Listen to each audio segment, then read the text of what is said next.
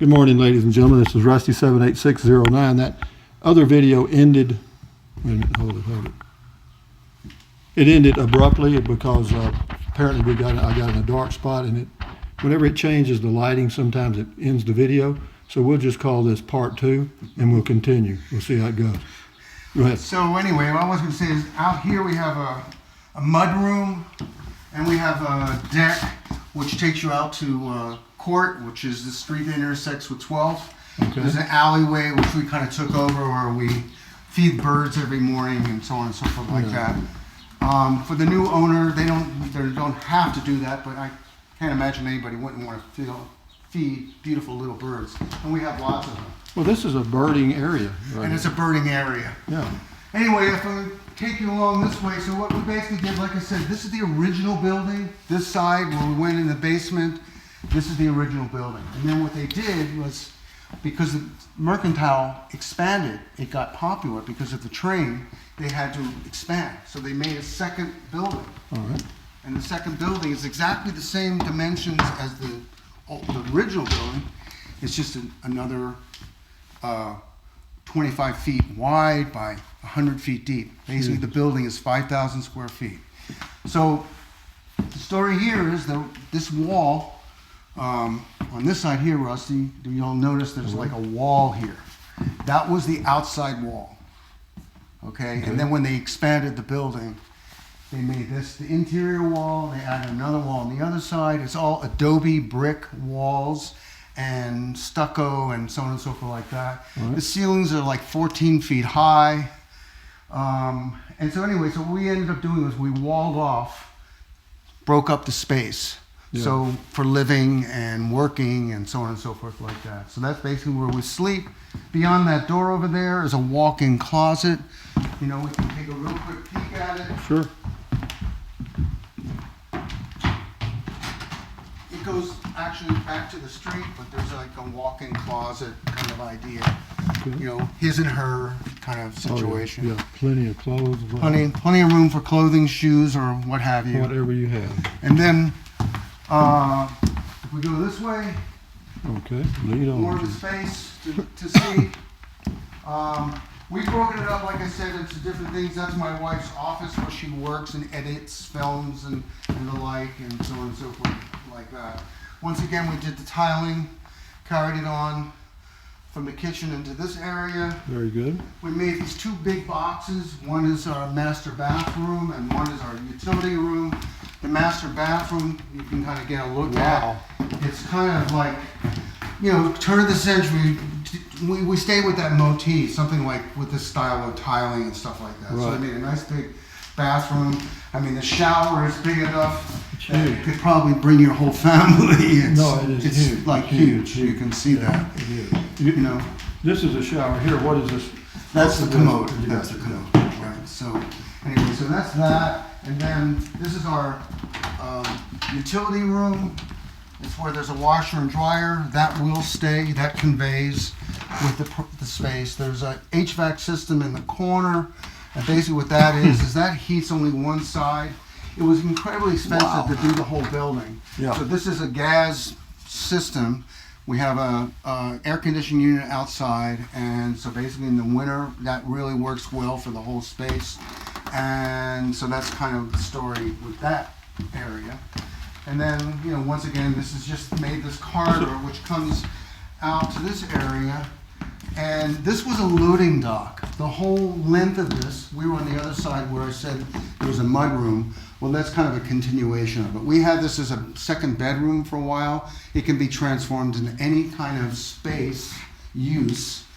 My wife now is using it as a place where she records. So that's kind of the story with that space. Now there is the second door. Next door is our neighbor is a vet. And next to our vet is an artist, and he has a big lot. So what he did is he let us use it for our dogs, because we've got like 5 dogs. And, Okay. you know, when you come to New Mexico, like me, I'm from New York City. I'm used to like living in a tall, high-rise building, and I never had any dogs. When I came to New Mexico, my whole life changed in so many ways, and 5 dogs. in very positive ways. But you know, it's just like one of those things. The great thing about New Mexico for me you know, they have the name New Mexico Enchanted Land, you know, Right. and people play off of that and say all kinds of silly things about Right. Enchanted Land. But I find that this place is magical. If you're a creative person, if you're an artist, photographer, or writer, or just a regular old person who's just looking for a different kind of lifestyle, New Mexico has that to offer. There's all over the state. A lot of people don't really realize what's in this part of New Mexico. Most people, they just go up to Santa Fe. Yeah. But Rusty, I've noticed that you've been doing a lot of covering of this area, so it must have touched your heart in some kind of way. It certainly has ours. Now, I mean, what for me is amazing, when I found this place, it was not very fixed up. It was kind of a very, that's my dogs barking. Maybe we want to get away from the dogs. But let me ask you now, where can they find information about this Right. building? Right. My wife has a YouTube channel. It's Ms. Julia Danielle. You just go YouTube/MsJuliaDanielle.com and it'll take you right to her page.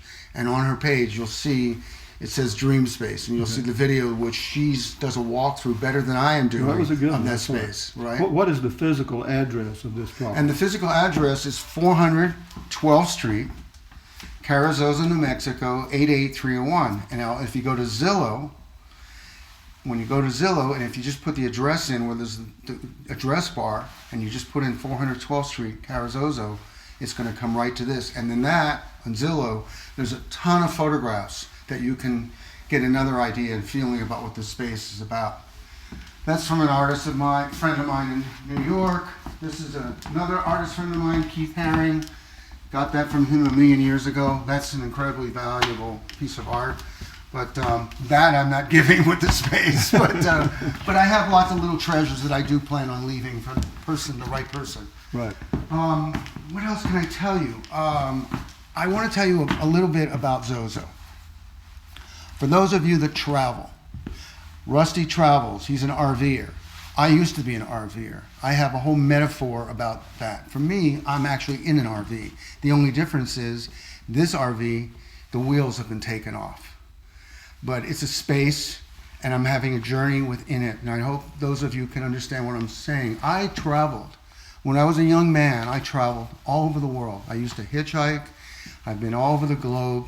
I've done a lot of things in my life. At one point, I actually had an old Econoline van out in California. I fixed it up as a gallery. I was a gallery on wheels. I would travel all over the countryside with my art. As I got older and I got more successful as an artist, I elevated myself from an old 1960 Econoline to a 37-foot Tiffin rig, 37-foot long one with 2 slide outs, the whole 9 yards. I had all that. And I traveled all over the country, and I did that primarily because of having all the dogs. So those people that are RVers know this. It's real darn hard when you have pets. You can't exactly just pull up anywhere. And so I decided, after trying to sneak dogs in hotel rooms, to get the RV. We had that for a few years. I loved it. I loved the Tiffin model. It served us very well. But what ended up happening was I found that it was just like a lot of work for me personally. It's a different story for those people that have RVs.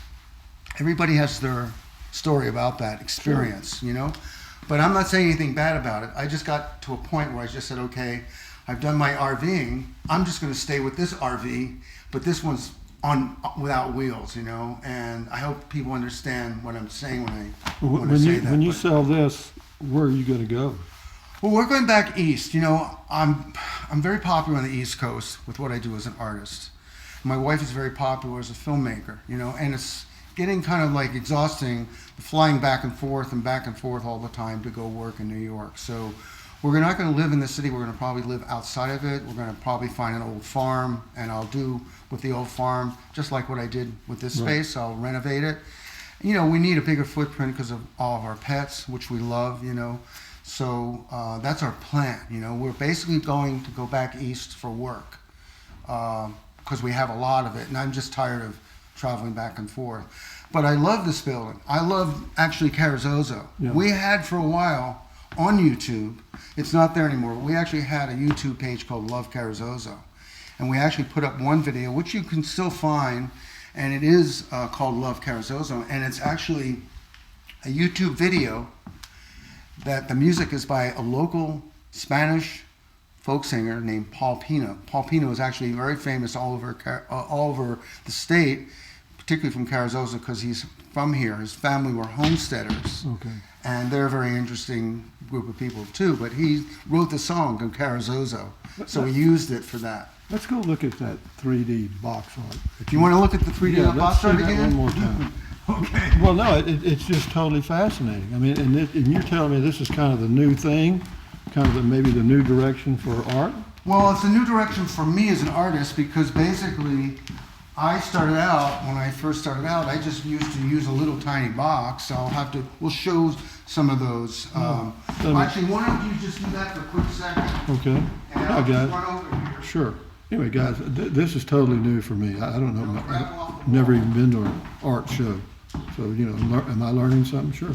But yeah, these are 3D printed characters, and that is just totally fascinating. And they look so lifelike. So imagine.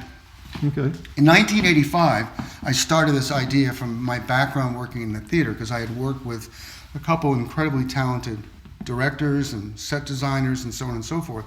And I got inspired by that to the point where I actually ended up finding this little box, which I kind of thought was like a stage. Uh-huh. And so I started to create these little three-dimensional worlds in a box, and I would put them in a frame, and I would sell them. And I have like collectors just of this scale all over the world.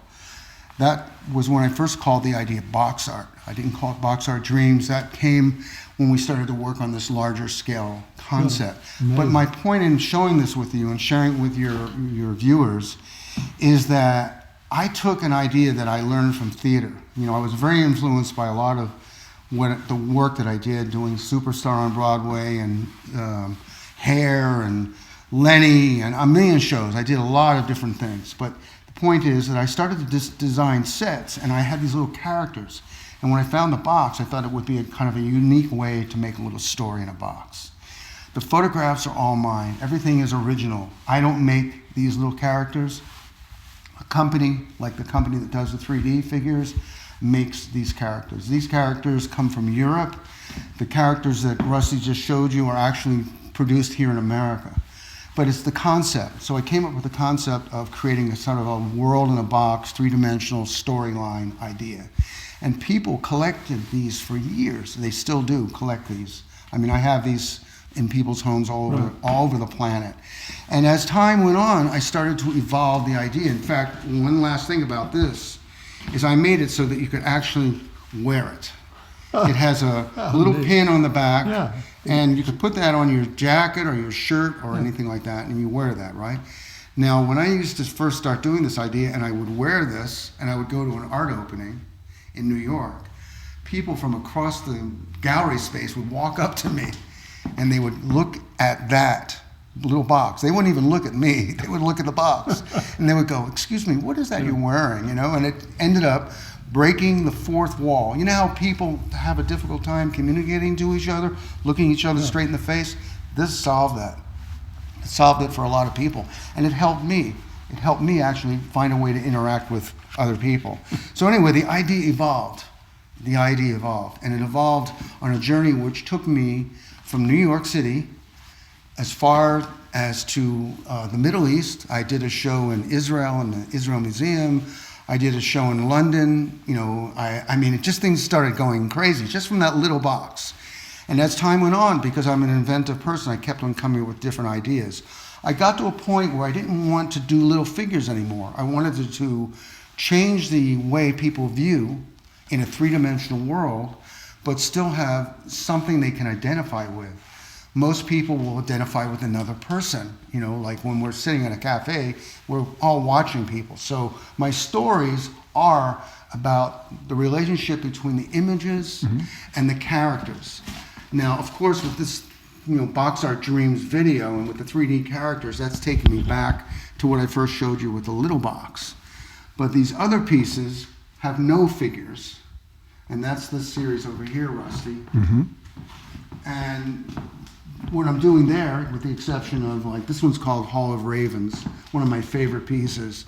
That one's called Hall of Ravens. So that one actually, the tree is shot outside of CARRIZOZO in a foggy day.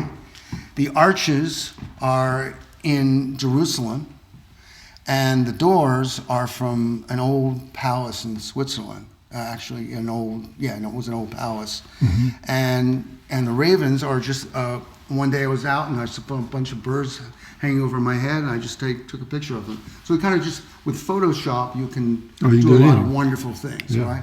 And that's kind of what we're doing here, without giving away too many of my trade secrets. So basically, getting away from the little three-dimensional characters and getting into where you just use an image. Well, what is the next step after this? Well, the next step after this is I'm designing a pavilion.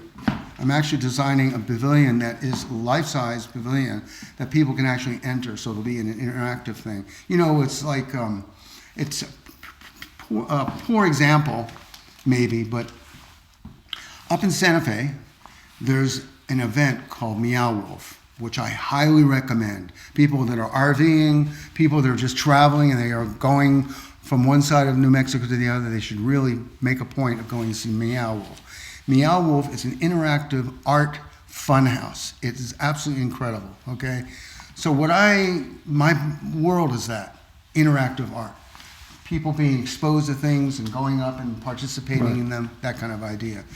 So I'm designing actually a pavilion that's based on like that idea. Something I cross between what I did in theater and what I do as an artist, so that people can enter a space and the whole space will be interactive. Whatever they walk up against will change color, there may be images, there may be play music, it'll be that kind of a thing. And it'll be a center that in the center of it, literally in the center of it, there'll be this interactive fountain with all kinds of colors and LED lights and stuff like that. Anyway, so that's next. That's a big project, right? I'm making a model. I'm in the process of making that model. I'm bringing the model with me to LA for this show at MASH, and I'll have all the specs because I'm hoping to pitch it to like one of the major, startup companies or Google or something like that. I don't have a buyer for it yet. It's just an idea, it's a concept, but it's based on everything I've done up to this point. And that's kind of the next thing. Okay, well, thank you very much, Mark, and you've given me more information than I would ever have had, and I certainly appreciate it. But ladies and gentlemen, just remember that this whole building is for sale, and you can go to Zillow.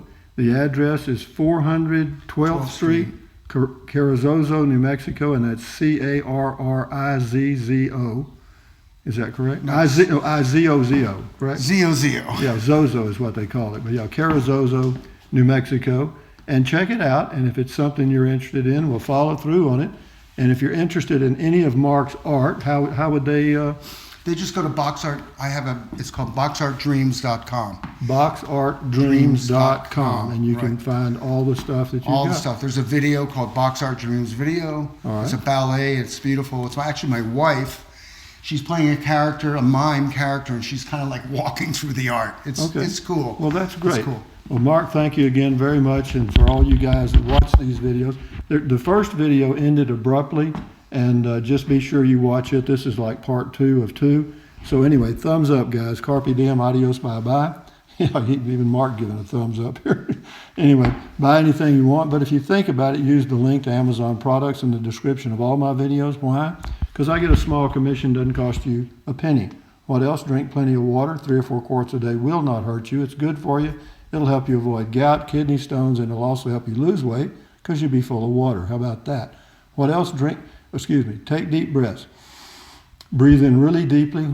Hold it for a few seconds. Breathe out slowly. Why? Because that relieves stress, and relieving stress lowers your blood pressure, and do that several times a day. It will help you. If you don't believe me, check it out. What else? Stretch, stretch, stretch, walk, walk, walk. Exercise your body at least once or twice a day. You'll feel better, and you may live a little longer because of it. What else? Stand guard at the door of your mind. Do not let negative Nancy or negative Ned get inside of your head. That is your head, your brain. Your thoughts are being formed by all those little neurons that are firing across synapses, and all you got to do is add good ingredients. It's like baking a cake. You know, you add good ingredients, you get a good cake. So do that and enjoy your life. Thank you guys. Adios amigos. Bye-bye.